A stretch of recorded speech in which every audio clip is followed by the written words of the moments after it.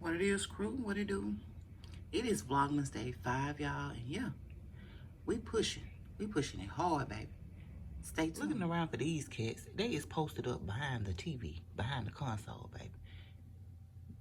It did, baby. I got my thing on like it's a hat. I'm weak, do you hear me? So yeah, guys, Vlogmas Day 5. We pray that you all have been enjoying the videos. If you have, give it a big thumbs up. Hit the subscribe button, because when you stay ready and gotta get ready, make sure that you hit the notification bell so you don't miss when we upload our videos. All right, stay tuned.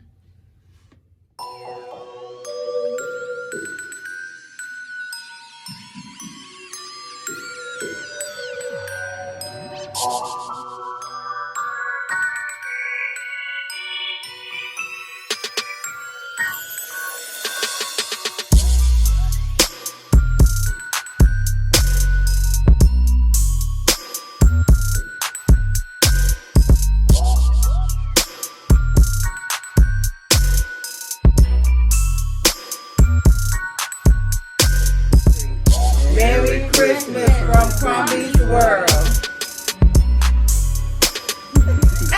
And once again, she knocked it out by 50.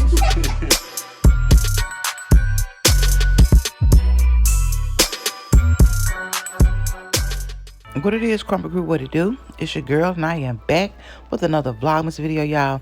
I was starting to prepare my dinner, and I said, you know what, let me pick up the crew, boo, because they love to see when you cooking some food. So today, I'm going to be making some cheesy shells and some Brussels sprouts. So yeah, y'all, just stay tuned, carry on watching. Welcome back to the channel, guys. Welcome back to another video. I am Tiffany if you are new here, and this is Crombiesworld. So yes, guys, I am going to go ahead and get my shells. The recipe stated that you needed to use some seashells, so I had to go to the store, found my seashells. So I'm gonna go ahead and put those in my water that I already had come to a boil. I did add some salt to the water and also some olive oil to prevent the noodles from sticking. And then we're just gonna let them do their thing, boo. And then you always want to, of course, make sure that you stir your pot, stir your noodles, and see if you need to add a little bit more. I did need to add a little bit more because I felt like I didn't have enough shells to match the amount of ground chuck that I have already brown. But I just wanted to ensure that I got enough, baby, to make a whole skillet of this here. So now we got that going. So I'm going to go ahead and stir my ground chuck. I already had it browning.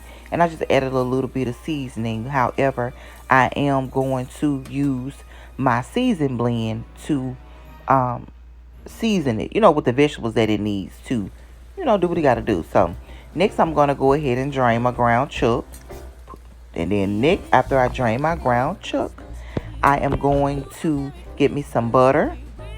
And it also said you needed to use some olive oil. So I put the butter in first. And then after that, I went ahead and I put some olive oil in as the recipe stated. So you put those in there. You kind of go ahead and let your butter kind of melt into your olive oil and get warm.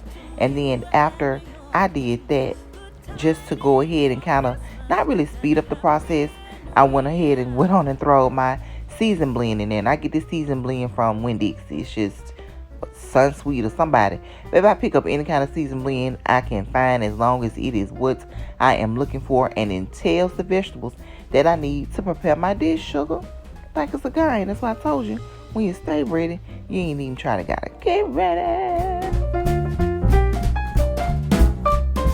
Okay, crew, the next thing we're going to add is some minced garlic. So I'm not a really big garlic person. However, I do notice that when I use the minced garlic, it does give your food just a little bit more flavor. So I use probably about a teaspoon, maybe a tablespoon of it. And garlic is really kind of strong. Next, guys, we're going to add some paprika. And y'all know paprika don't have no flavor, so we only add paprika for color. So yeah, I put me a little paprika in there just to give it some color, because we know it don't have a flavor to it. Alright, crew, next we're going to add some of this Italian seasoning. Of course, the recipe I called for it, so we're going to add a little Italian seasoning. And I just kept kind of adding it till I felt like it may have been enough for, you know, my taste buds, because you can taste Italian seasoning, but you can't taste that paprika. So yeah, then after that, guys, I'm going to go ahead and add about 2 tablespoons of flour. And then what you're doing here is you're actually trying to make like a roux. Like almost when you make a cheese sauce for macaroni and cheese. This is actually what it reminded me of. Especially, putting the flour in after you put the butter and things of that nature. Okay, so the next thing, guys, we will be adding will be our beef broth. We are going to just go ahead and add the beef broth until it has actually made almost like a gravy. You know, when you make like Salisbury steak and gravy, when you make the gravy, you kind of try to make it thick, but you keep adding your liquid to thin it out as need be.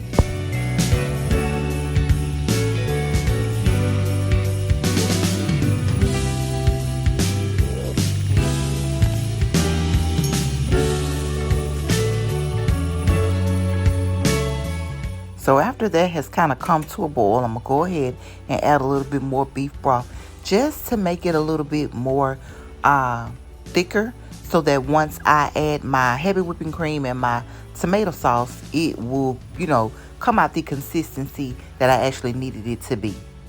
So next, guys, we're going to go ahead and add our tomato sauce. I didn't use the whole can of this tomato sauce. I kind of just added it until the sauce looked like, I wanted it to look not too red, but not too yellow. It was hard to explain, but yeah, that's what I was aiming for. So next, guys, we're going to go ahead and add our heavy whipping cream.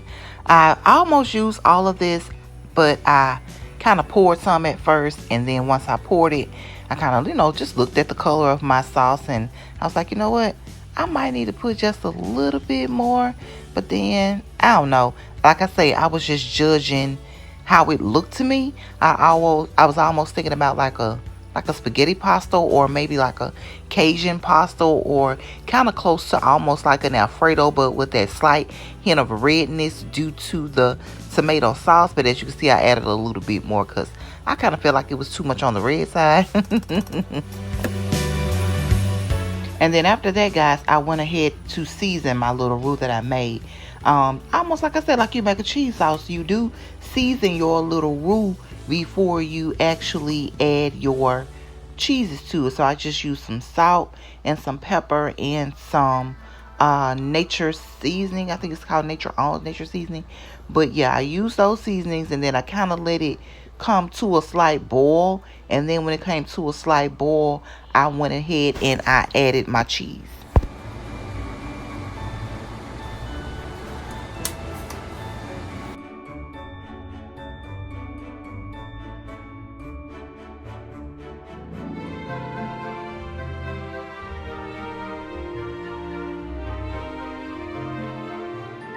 Okay, crew, so here are the Brussels sprouts that I always buy from Aldi, and I'll just wash them, cut them in half, oil them, season them, and throw them into the air fryer.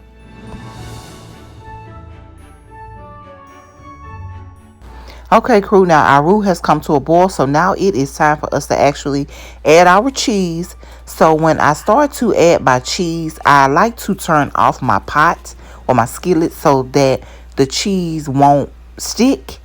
That's a rule of thumb. When you're making a cheese sauce, you always turn off your heat and add your cheese. Next, guys, it is time to actually add our ground chuck back to our cheese sauce now. Then we're going to add our meat back. And then after we have stirred that in, we are going to go ahead and add the shells to the pasta, to the dish. And then all you do is once you get your pasta in there, you just incorporate it and just keep on just stirring and stirring and stirring and stirring and stirring it. And I just got it all, covered up with the cheese. Make sure all of the shells were under the cheese sauce. And you just make sure that it was stirred and not sticking.